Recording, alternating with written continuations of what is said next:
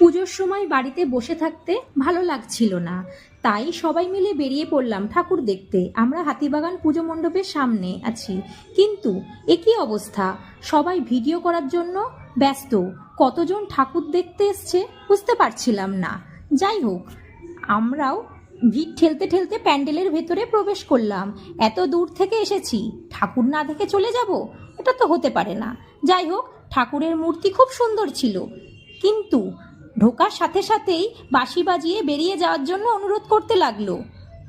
তো আমাদের এই ভিডিওটা কেমন লেগেছে প্লিজ জানিও, লাইক করো, কমেন্ট করো, আর সাবস্ক্রাইব করতে কিন্তু ভুলো না। আর মা দুর্গাকে আমার প্রণাম রইল, তোমরাও প্রণাম জানিও।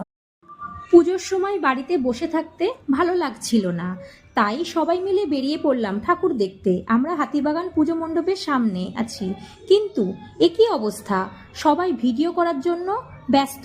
কতজন ঠাকুর দেখতে এসছে বুঝতে পারছিলাম না। যাই হোক, আমরাও ভিড় ঠেলতে ঠেলতে প্যান্ডেলের ভেতরে প্রবেশ করলাম। এত দূর থেকে এসেছি, ঠাকুর না দেখে চলে যাব?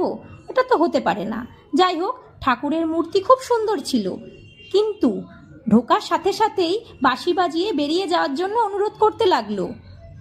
তো আমাদের এই ভিডিওটা কেমন লেগেছে প্লিজ জানিও, লাইক করো, কমেন্ট করো, আর সাবস্ক্রাইব করতে কিন্তু ভুলো না।